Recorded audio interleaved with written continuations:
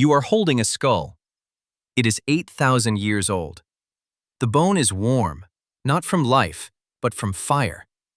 Sometime around 8,000 BCE, this entire settlement burned to the ground.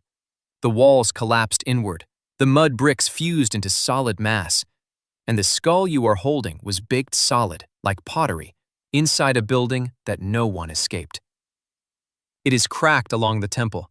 It weighs almost nothing, and it is still warm from the Iranian sun. Welcome to the Zagros Mountains. Altitude 5,300 feet. Temperature at night below freezing. And somehow, this is where human civilization decided to rehearse. That is Ganj Dareh, a hilltop settlement in western Iran where people built two-story houses out of handmade brick 1,000 years before the first known city. These are not rough shelters. The architecture has interior staircases, storage rooms, and bricks shaped like no other bricks on Earth. Oval in cross-section, molded to resemble plant stems, a form that no other culture anywhere has ever replicated. But the strangest thing found at Ganj Dareh was not the architecture. It was the bones of a goat. And that goat is only the beginning. Across 5 continents and 6,000 years, cultures survived on the extreme edges of what was habitable, in deserts where rain never falls, on islands with no trees, on lake shores that turned to sand overnight. They left behind mummies older than Egypt, textiles dyed with the world's first indigo, villages made entirely of stone, and a necropolis shared by 2 peoples who never met. These are not footnotes. They are the rough drafts of civilization, written in places the textbooks forgot to check. In 1976, Canadian archaeologist Philip Smith published his excavation results and identified something no one expected at that altitude and that date. The goat bones showed morphological changes, smaller horns, thinner limbs, consistent with early domestication. Later genetic studies confirmed it. Every domestic goat alive today traces its lineage to animals first tamed in the Zagros Mountains, in places like Ganj Dareh. This is not a settlement that raised goats on the side. This is where the relationship between humans and goats began. The mainstream explanation treats Ganj Dareh as a seasonal camp, a place people visited during migrations, not a permanent home. Frank Holl, an American archaeologist who worked the Zagros sites in the 1980s, supported this reading, pointing to the thin occupation layers and absence of large storage facilities. But the architecture tells a different story. 2-story structures with interior staircases, figurines with elongated heads, and marine shells from the Persian Gulf, hundreds of kilometers away, suggesting trade networks that seasonal nomads do not typically maintain. The figurines deserve a second look. Small clay forms with deliberately elongated skulls, not deformed by binding, but sculpted that way. No one knows whether they depict real people, spirits, or an aesthetic ideal that vanished with the settlement. They sit in museum drawers, mislabeled and mostly ignored. Was Ganj Dareh a stopover, or something more permanent that we are not ready to classify? If these people were just passing through, why did they build upward instead of outward? Why carry seashells across 300 kilometers of mountain terrain? And why shape a brick like a reed? Unless you are copying a building tradition from somewhere the reeds actually grew. Leave the mountains of Iran behind. Where we are going, the ground is sand, and the sand was once the bottom of a lake. Picture this. You are standing on a dune in central Niger. The air is over 40 degrees. Nothing moves. The nearest water is hundreds of kilometers away. Now erase everything you see and replace it with grassland, rivers, and a lake so large it had its own shoreline ecology. Crocodiles in the shallows, hippos in the reeds, fish the size of a grown man cruising through freshwater channels that cut across what is now the most desolate stretch of the Sahara.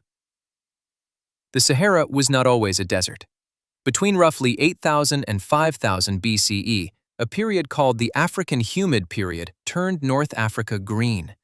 And on the shores of one of those vanished lakes, in a place called Gobero, lived people whose skeletons made the excavation teams stop and stare.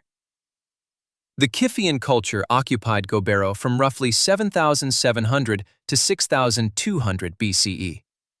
Paul Sereno, the paleontologist best known for dinosaur discoveries, led the excavation in 2008 and found something he did not expect.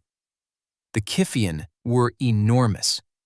Their skeletal remains show extreme musculature, heights well above average for any population in the region, and bone density suggesting a protein-rich diet sustained over generations. These were not farmers. These were hunters. And what they hunted makes the picture stranger. Bone harpoons, thick, barbed, designed for animals weighing over 100 kilograms, were found alongside the remains of Nile perch the size of a man. The Kiphian harpooned giant fish in freshwater lakes that sat in the middle of what is now one of the most lifeless places on Earth. The harpoons were not crude. They were barbed, multi-pointed, carved from bone with the precision that suggests generations of refinement. You do not build a tool like this for occasional fishing. You build it for an economy built on water in a land that would forget water ever existed. And the burials tell us something the tools cannot. Sereno's team uncovered a triple burial, a woman and 2 children laid side by side on a bed of flowers. Pollen analysis confirmed it. Someone had gathered wildflowers, arranged them into a surface, and placed a family on top. In the middle of a hunter's necropolis, surrounded by harpoons and fish bones, someone stopped to make a bed of petals for the dead. Then the rain stopped. Around 6,200 BCE, a dry period emptied the lakes. The Kiphian vanished from the record. But not from the site, because 1,000 years later, someone else moved in, and they were not the same people at all. The Tenerian culture appeared at Gobero around 4,500 BCE, when the rains briefly returned. Sereno's team found their burials in the same necropolis as the Kiphian, layered above them, sometimes only meters apart. But the bones told a completely different story. Smaller frames, finer features. A population genetically distinct from the giants who had lived there before. The Tenerian were not hunters. They were herders. Domesticated cattle bones appear throughout their layers. Their tools were lighter, their diet more varied, and their art was extraordinary. In the desert nearby, petroglyphs of giraffes, 6 meters tall, carved into exposed rock, still stand. The so-called Dabu giraffes are among the largest rock carvings in the world, and they depict animals that have not lived in this region for thousands of years. Elena Garcia, an Italian archaeologist who studied the Gobero material, documented ornaments made from hippopotamus bone, polished stone discs of unknown function called tenere discs, ceramics decorated with cord impressions pressed into wet clay, and one burial that stopped the team cold. A woman, wearing a bracelet carved from hippo ivory, laid to rest on the skull of a crocodile. Not beside it, on it, as if the reptile were a pillow or a throne or something we do not have a word for. The Tenerian disappeared around 2500 BCE, when the Sahara dried for the last time. Whether they migrated south, were absorbed by other groups, or simply died is still debated. What is certain is that the Sahara erased them so completely that their existence was unknown until Sereno's wind-blown discovery. 2 peoples, same shore, same necropolis, 1,000 years apart. And the desert swallowed both of them without leaving a forwarding address. Here is what stays with me about Gobero. The Sahara did not dry once and stay dry. It pulsed. Wet, dry, a rhythm that stretched across millennia. The Kiphian arrived during one wet phase and were erased by the first drought. The Tenerian arrived during the next wet window and were erased by the final one. The land invited them in, let them build something, and then closed the door. Twice, with different people, as if it were running an experiment it already knew the outcome of. 8,000 miles southwest of the Sahara, on the coast of Ecuador, a different kind of disappearance left behind something far more intimate. The Las Vegas culture, named not for Nevada but for a river near the site, occupied the Santa Elena Peninsula from roughly 8,000 to 4,600 BCE. Karen Stothert, an American archaeologist working in the 1980s, excavated the site and found one of the earliest agricultural communities in the Americas. Stone tools made from seashells, blades sharp enough to cut whale skin, and corn, kernels of maize dated to around 6,000 BCE, nearly 2 millennia before it was supposed to be cultivated this far south. But the find that made Las Vegas famous was not a tool. It was a grave. 2 skeletons, a man and a woman, buried together in an embrace, arms intertwined, faces turned toward each other. They have been called the lovers of Sumpa, and they are the oldest known double burial of this kind in the Americas. Whether they died together, were killed together, or were placed together after death remains unknown. What is visible is the position, deliberate, careful, staged by someone who wanted these 2 people to face each other for eternity. The Las Vegas people settled permanently without making a single pot. No ceramics have been found at the site. They farmed, fished, buried their dead with ritual precision. And they did it all with tools carved from shells and stone. Stothert documented scrapers, choppers, and grinding stones that show heavy repeated use over generations. This was not a camp. This was a committed settlement, rooted in the landscape for over 3,000 years. And then, around 4,600 BCE, they simply stopped. The site was abandoned. No signs of war, no evidence of famine, no catastrophic flood layer. The next culture in the region, Valdivia, appears shortly after with fully developed ceramics as if from nowhere. What made a thriving coastal settlement walk away? And if Valdivia inherited their land, did they inherit anything else? Or did they arrive to find an empty shoreline and wonder, as we do now, what had been there before? Now, I have spent a lot of time digging through burial records on this channel, and I will say this. When you find 2 people buried face to face, arms locked, 8,000 years ago, you are not looking at an accident. You are looking at someone's decision about what matters. And that is harder to excavate than any wall. From the warm Pacific coast, we travel as far north as civilization goes, to a place where the wind never stops and the nearest tree is 60 miles away. Orkney, Scotland, winter 1850. A violent storm rips the grass from a coastal dune called Sahara. When the sand clears, the outline of stone walls appears. Not a ruin, not a foundation. A village, buried, intact, furnished, sitting under the dunes as if someone had sealed it like a time capsule and walked away. This is Sahara, and everything inside it is made of stone. V. Gordon Childe, the Australian archaeologist who led the first major excavation in 1929, found something that redefined what Neolithic village meant. The houses were connected by covered stone tunnels. Inside each house, a stone hearth in the center, stone bed frames on either side, a stone dresser against the far wall, stone shelves, stone tanks waterproofed with clay used to keep fishing bait alive. And this is the detail that makes engineers pause: a drainage system. Stone-lined channels running beneath the floors, connecting to an outflow. Indoor plumbing built by people who had no metal, no wheel, and no written language. Radiocarbon dating places Sahara between 3,180 and 2,500 BCE, older than the Great Pyramids by centuries. 8 houses survived, each one nearly identical in layout, suggesting not just shared technology, but shared social rules. No house is larger, no house is elevated. Whatever hierarchy existed, it did not express itself in architecture. Think about that for a moment. These people slept in stone beds, stored food on stone shelves, kept bait alive in stone tanks, and sent waste through stone drains. And they did all of this as apparent equals. The dresser faced the door in every house. The beds flanked the hearth in every house. If you walked into any home in Sahara, you would know exactly where to sit. The layout was not just functional. It was a statement. Everyone lives the same way here. Graham Ritchie, who re-examined the site in the 1990s, noted carved stone balls of unknown purpose, and raised a question that has never been settled. Why did the inhabitants leave? The village shows no signs of attack, no fire damage, no gradual decay.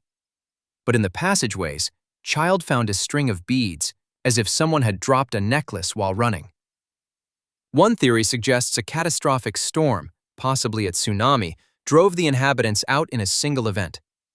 The evidence is circumstantial, but whatever happened, it happened fast, and no one came back. What kind of storm buries a village so completely that it takes another storm, 4,000 years later, to find it? And if they ran, where did they go? Because not a single Sahara Brae refugee has been identified at any other site on Orkney. Less than 20 miles from Sahara Brae, on the tiny island of Papa Westre, stands a building that is even older. And the fact that almost no one has heard of it is part of the story. Knap of Howard is the oldest preserved stone house in Northern Europe. Anna Ritchie excavated it in 1983 and confirmed radiocarbon dates placing occupation between 3,700 and 2,800 BCE. 900 years of continuous habitation in the same structure. The walls are dry stone, 1.6 meters high.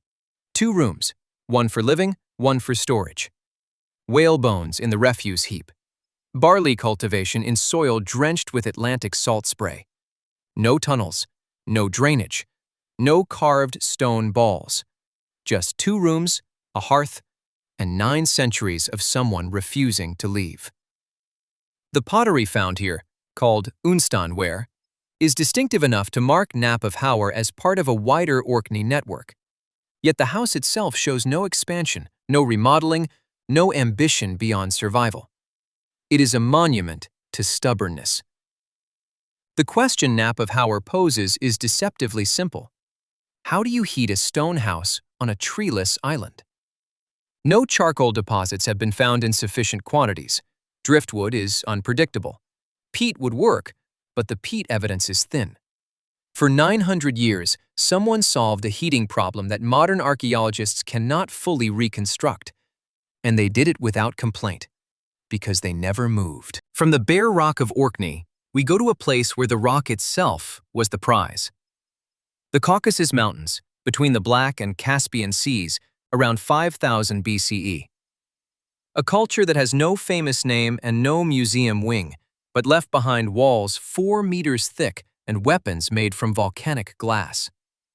The Sioni culture, named after a site in eastern Georgia, occupied highland valleys and gorges that most Neolithic peoples would have avoided. Antonio Sagona, a specialist in Caucasian archaeology, documented their sites in 2017 and described something unexpected: ceramics deliberately made to look like metal. In a period when copper was just beginning to appear in the region, Sioni potters shaped and polished their vessels to imitate the sheen of metal they could not yet produce. The imitation preceded the real thing by centuries. At the site of Mashoko, excavators found over 200 obsidian axes in a single occupation layer. 200. That is not personal use. That is production. Obsidian, volcanic glass, sharper than surgical steel, was the Sioni specialty. They carved it into blades thinner than a fingernail, polished it into bracelets that caught the light like black mirrors, and traded it across distances that suggest organized networks, not casual exchange. The Cyclopean walls at some Sioni sites, dry stone construction 4 meters thick, may have been built not to keep enemies out, but to protect the obsidian workshops within. And then there is the wine. The earliest evidence of grape cultivation, not wild grapes, but intentionally grown vines, comes from this region, from sites linked to the Sioni tradition. Soviet-era archaeologist K.K.H. Kushnareva, working in the 1990s, documented grape seeds and residue in vessels that predate any known winemaking in Mesopotamia.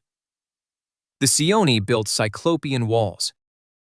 They buried their dead in mountain caves, carrying bodies into narrow passages that required crawling, laying them in chambers lit by nothing, sealed by stone. And their relationship to the later Kura Araxes culture, which spread across the entire Near East like a slow tide, remains one of the most contested questions in Caucasian archaeology. Were they ancestors or rivals? Did the Kura Araxes absorb them or replace them? Kushnareva believed there was a direct connection. Sagona is less certain. The debate continues in a field where every excavation report is published in a different language and half the archives are still in Soviet-era storage.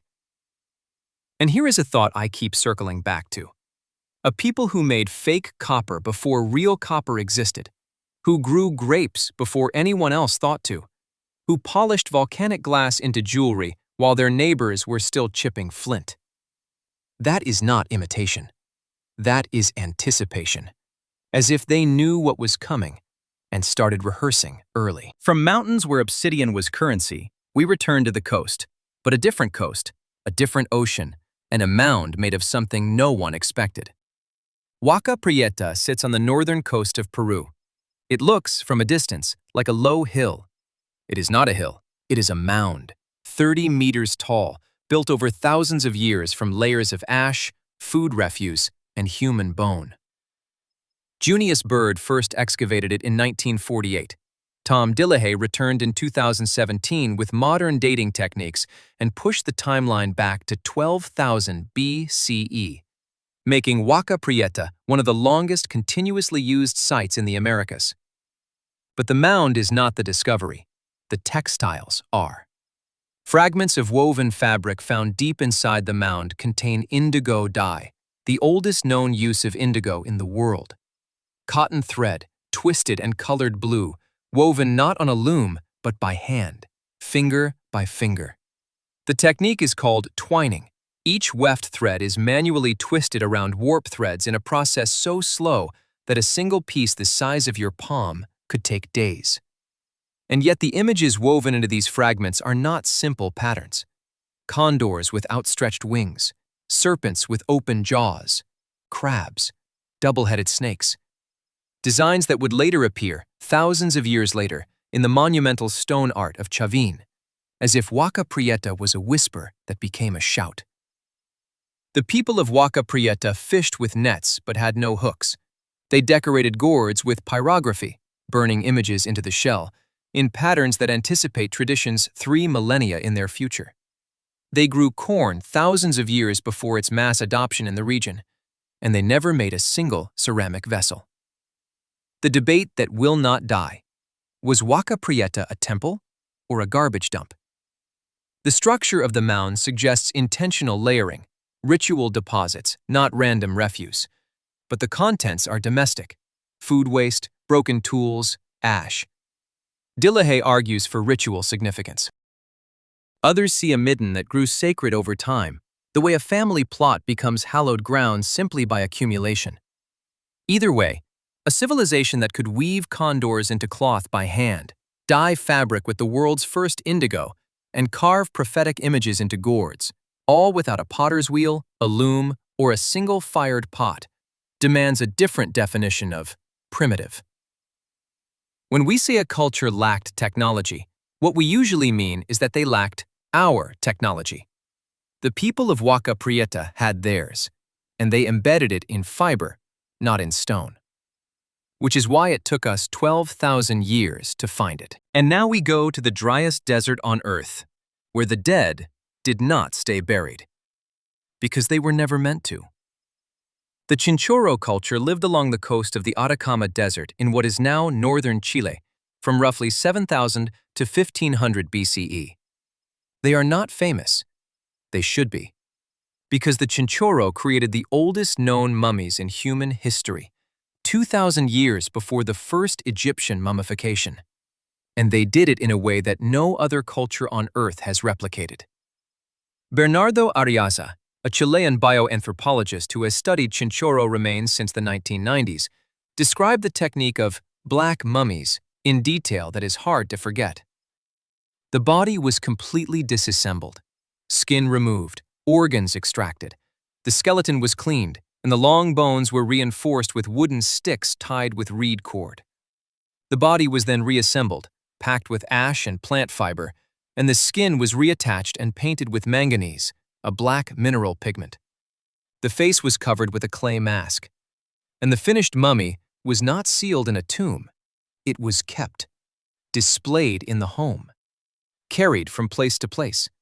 Some show signs of repeated repainting, fresh layers of manganese applied over years, as if the living were maintaining the dead the way you might maintain a house.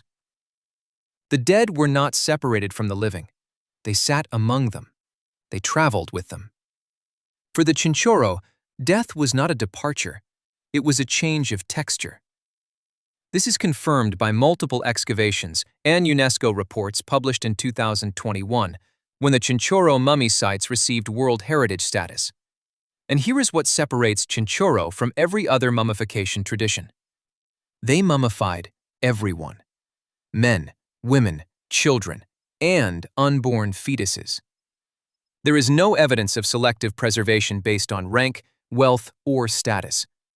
In Egypt, mummification was a privilege of power. In the Atacama, it was a right of existence. Equality in death, practiced for 5,000 years, in a place where rain falls less than once a decade. The manganese pigment that gave the black mummies their color was toxic. Adiadza's analysis of embalmer remains shows skeletal damage consistent with chronic manganese exposure. The people who preserved the dead were slowly poisoned by the act of preservation. They knew this. The damage would have been visible in their own hands, and they did it anyway, generation after generation, for millennia. Their diet was 90% seafood: anchovy, shellfish, sea lion, pulled from the cold Humboldt Current that runs along the Atacama coast. They had no agriculture, no ceramics for most of their history, no permanent architecture beyond simple shelters. And yet, they developed the most elaborate mortuary practice of any pre-ceramic culture known. One mummy, among the oldest found, bears a tattooed line above the upper lip, resembling a mustache. It is the earliest known tattoo in the Americas, a mark of identity applied to skin that was meant to last forever. Because for the Chinchorro, it would. Personally, I find the mainstream silence on Chinchorro baffling. Here is a culture that practiced universal mummification 3,000 years before the pharaohs, in a desert so dry that preservation happened naturally for some remains. And yet, they chose to intervene.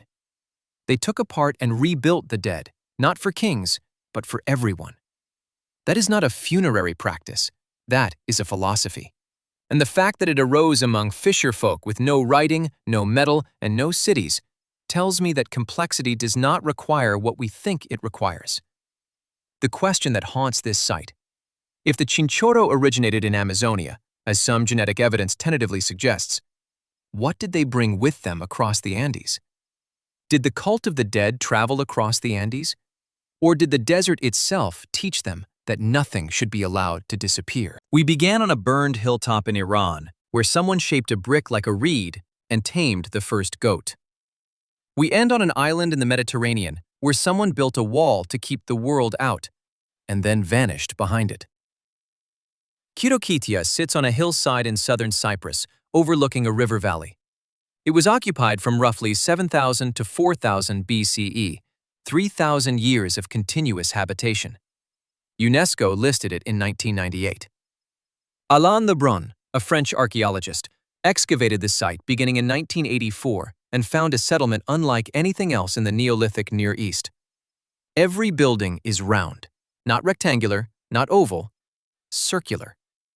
Stone walls, corbelled roofs, some with a second story reached by an interior ladder. The construction is called tholos, and at Kirokitia, it is the only architectural form used for 3 millennia. No one experimented. No one built square. For 100 generations, the circle was the only shape that mattered. Lebrun found vessels carved from andesite, a volcanic stone so hard that shaping it into thin-walled bowls requires extraordinary patience and precision. These are some of the finest stone vessels in the Neolithic world, made by people who never learned to fire clay. The settlement was enclosed by a massive stone wall. Entry was through a single staircase cut into the fortification. Once inside, you were in a world that had almost no contact with the outside. The material culture confirms this. No imported obsidian, no foreign pottery styles, No evidence of trade with the Anatolian mainland just 60 miles to the north. Kitokitia was an island on an island. The consequences of that isolation are written in the bones. The Bruns team found skeletal evidence of genetic disorders consistent with a small, closed breeding population. Dental anomalies, bone deformities. The same markers that appear in any community cut off from genetic exchange for too long. Kitokitia did not just choose isolation, it paid for it, biologically, across centuries. The dead were buried under the floors of the houses, and each body had a heavy stone placed on its chest. Whether this was symbolic weight, a belief about preventing the dead from rising, or something else entirely, no one knows.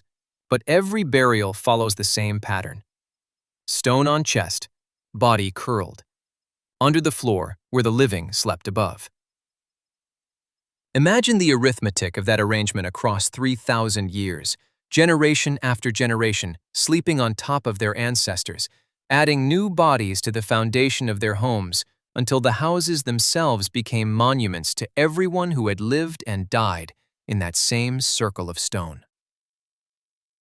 And then, around 6000 BCE, Kitokitia was abandoned. Completely. The site shows no destruction, no invasion, no natural disaster. The people simply left. Cyprus itself appears to have been depopulated for over 1,000 years before the next wave of settlers arrived. Where the Kitokitians went, whether they crossed the sea, died out, or were absorbed by a population we have not yet found, remains one of the oldest cold cases in Mediterranean archaeology. We started tonight in the Zagros Mountains with a burned settlement and a tamed goat. We end here, on an island where people sealed themselves behind a wall and built the same round house for 3,000 years straight. Both places vanished without war. Both left behind no successors. And both force the same uncomfortable question. What if some civilizations do not fall? They simply decide to stop. 10 cultures, 10 edges of the habitable world. From the frozen stone of Orkney to the boneless desert of Atacama. From a lake that became the Sahara to an island that became a sealed room. None of these peoples built pyramids. None of them wrote their names. And yet each one solved a problem. Cold, drought, death, isolation. With an invention that we are still trying to understand. Which of these 10 refused to play by the rules of their environment most stubbornly? Pick one. Make your case. The most convincing argument gets pinned. Subscribe. The next investigation goes to places that should not exist on any map.